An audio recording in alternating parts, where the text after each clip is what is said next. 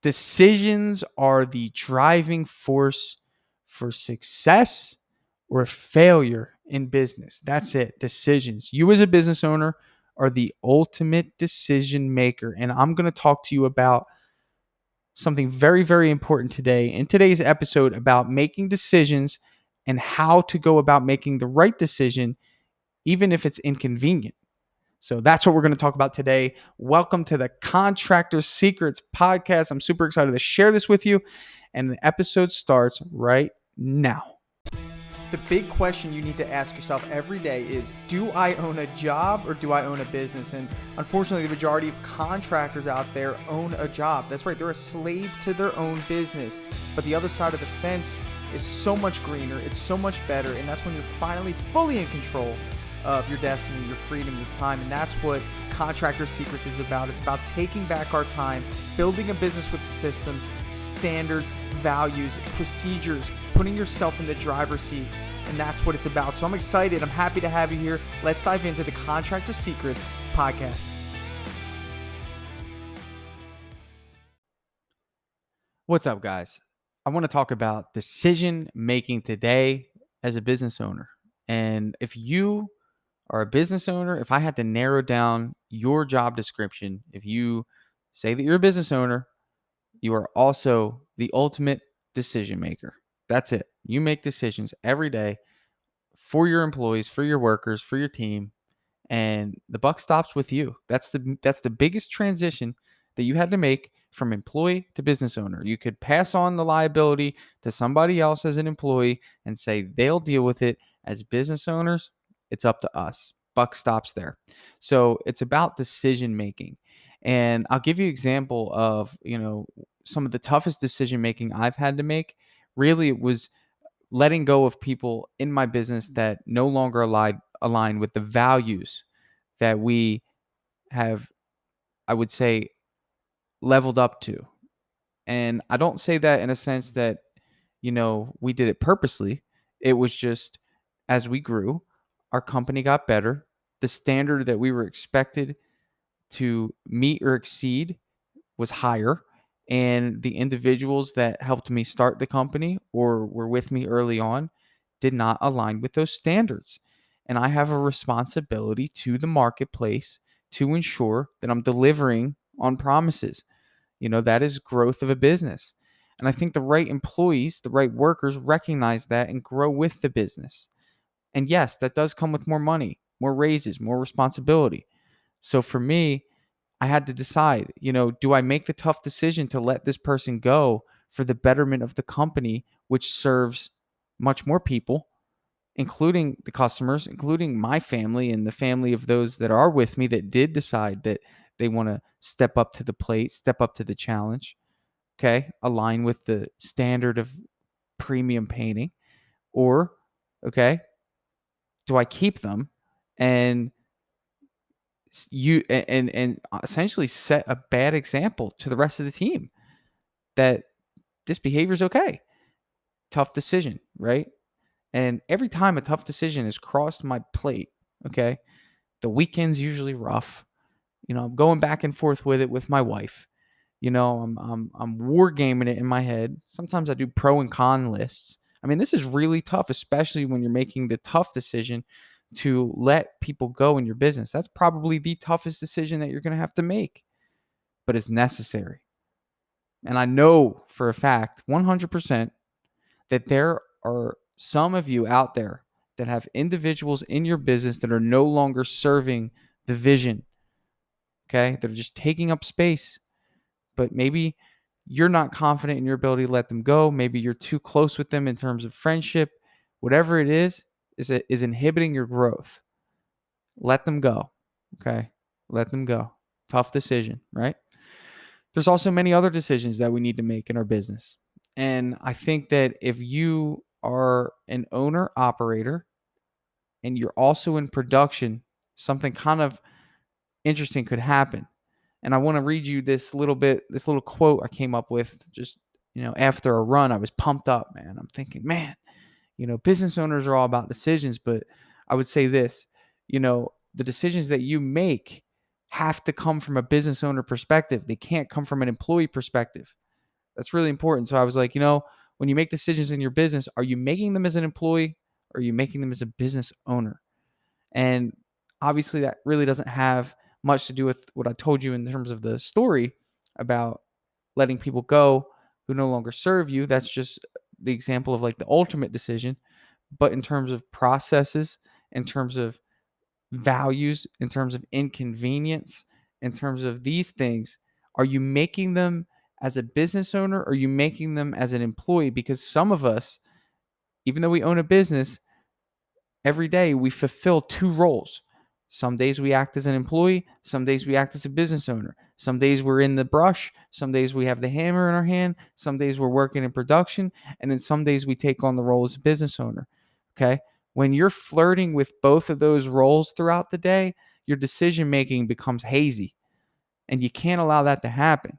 So when you make a decision to implement a new process, when you make a decision to implement a new standard, when you make a decision to implement a new system, are you making it from the perspective of the employee or are you making it from the perspective of a business owner? This is the problem that I see a lot of people run into, is that although they know that they need a new system, although they know they need a new process, although they know they need a new standard, the fact of the matter is, because they're actually the ones performing the work, if they made it as an employee, it would be inconvenient. They see it as, oh, I'm not doing that. I can't fulfill that because I'm an employee. But you're just assuming the role of an employee. You're a business owner. So unfortunately, it's going to be a little inconvenient for an employee to have to implement those new systems, those new processes, those new standards. But for a business owner, it's not inconvenient. It's actually very beneficial. And we need to make decisions as business owners, not employees. It's very important. So let me give you an example. Okay. I'm going to use the example of my end of job checklist that I do. Okay. If I were someone who was actively painting my jobs and I said, you know what, it would be pretty beneficial to have a checklist here after the job is done to make sure paint is labeled, to make sure the hose is put back, to make sure all the windows were caulked, to make sure all these things were done. And if I'm in the job every day, I might say, you know what? I don't need to do that. I don't feel like doing that. That's just another thing I have to worry about. Okay. But I'm also a business owner. So the business owner in me would say, wait a minute, you need to have that checklist done so I can keep checks and balances in place. Right. So the business owner is saying that needs to be done. The employee is saying that's just another thing I have to do. Big difference. And I think that the problem is that we wait until we become this business owner that's independent of production to start implementing these things.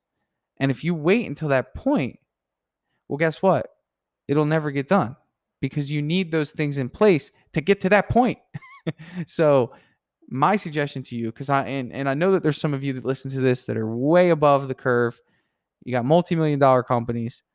You're not in this position, but I have to talk to my guys who are in this position because it's such a tough position to be in when you're essentially playing two roles at once. It's kind of like trying to be the principal and then being a teacher. The principal is going to, implement rules about how teachers are supposed to act. But if the principal is also a teacher, guess what? He's going to compromise on those things because he also has to be a principal. So he doesn't have the energy, the time, or the willpower. Do you see? And then if you have employees, they're going to see you compromise on your own rules, which by default, I guess I would say that it lowers your credibility.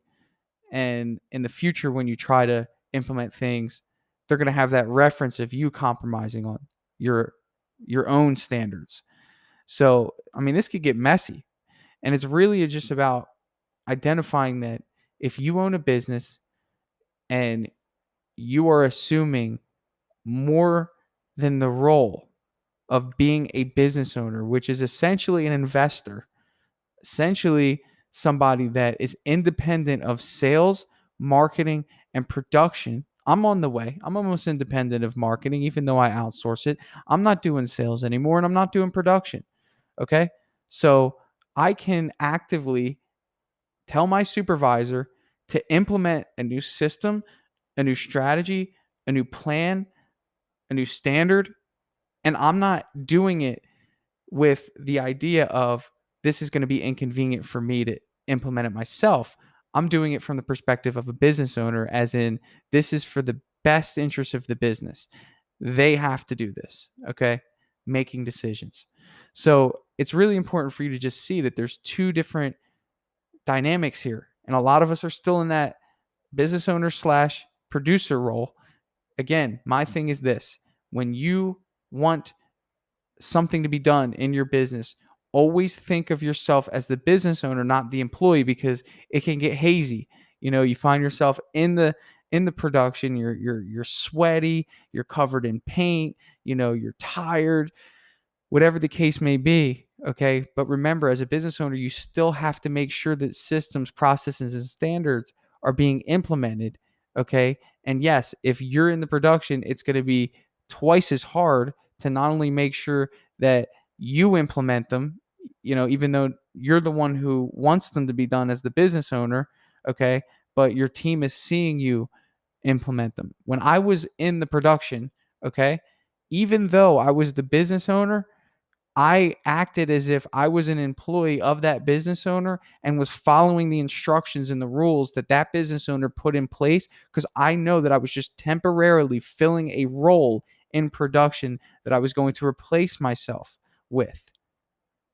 Do you see? So ultimately, I was a placeholder. I was just stepping in. Okay. Sometimes you might go to Chick-fil-A or you might go to Chipotle. I don't know what you do, but sometimes you see, quote unquote, the manager stepping in on the line, just filling bowls with chicken. He only does it for a minute or two until his team catches up, and then he gets out. Okay. And he might make a rule or make a decision or a standard about how the line is supposed to work. Okay. He might say, you know what, guys? I want everyone to smile every time somebody says the word chicken. Everybody looks up and smiles at them. Okay. Just a funny example here. Okay. But if he went in there and made the decision, let's say he was actively on the line, he might say, as a business owner, I'm not doing that. I don't have time to look up and smile. I got to think about this. I got to think about this. I got to think about this. That's inconvenient for me, you know? But as a business owner or a manager standing behind the line, it's easy for him to say, hey, I want everybody, every time someone says the word chicken, to smile. Okay. But again, if he were also a line cook, he would say, I don't have time to do that, or that's not important right now. I have so many other things to do. It's inconvenient for me. Okay. To do such a weird task. But although the manager behind says, for the betterment of the business, that would make people happy. That would make people feel valued. That would make the customer satisfaction go higher if that were implemented. Okay. So as a business owner slash manager standing behind the line watching his team, that's a good thing to do. He's looking at it as a must. We must make that happen. Okay. But as somebody on the line who is also a business owner or manager, he's thinking of it as, that's not important, or that's not something that we need to do right now. And then by default, the other team members to his left and to his right see that he's not doing it. So why would they buy into it? I really hope that analogy helped. And I just came up with that off the fly, but I really hope it helped, because that's essentially what's occurring in your business.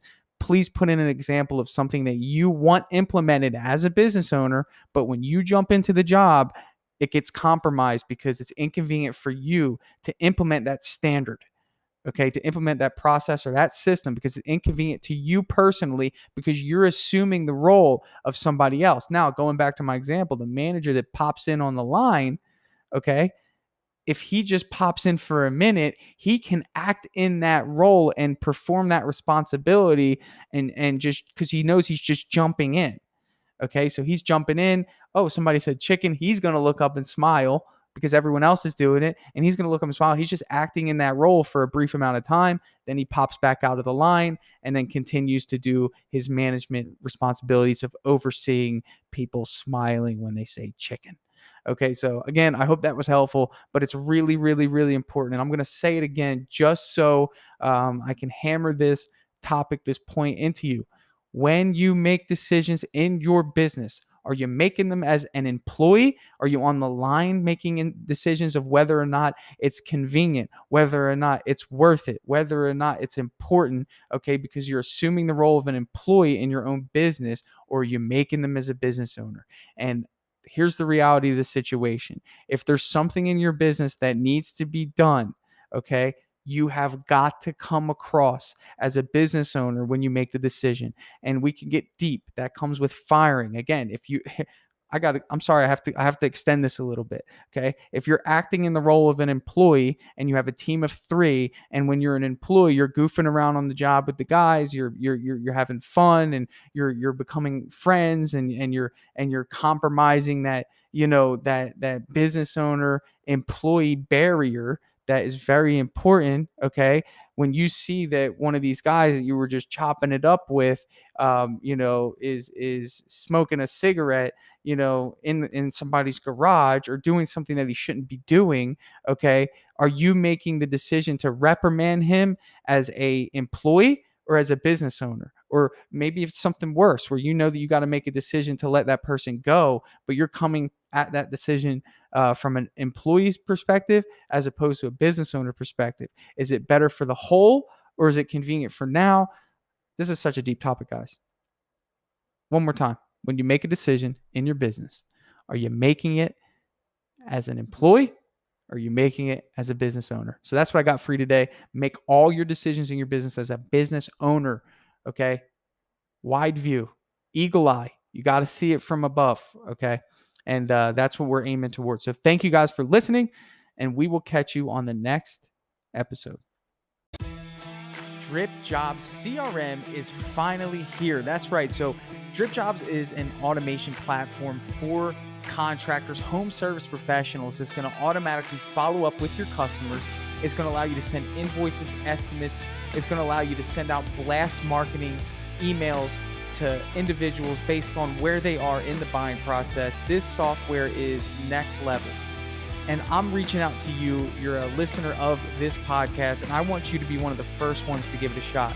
So if you want to see what Dripjobs can do for your business, I'd love for you to head over to dripjobs.com, sign up for a free demo, and get your team involved, and let us sit with you and show you how powerful this software is. It's going to save you time, it's going to make you money, and you're going to love the features that are built into Dripjobs. So if you want to check it out, head over to dripjobs.com, and we will give you first priority, being a podcast listener, to be one of the very first to try out Dripjobs in your home service business. I'm super excited to share that with you, and I'll catch you on the next episode.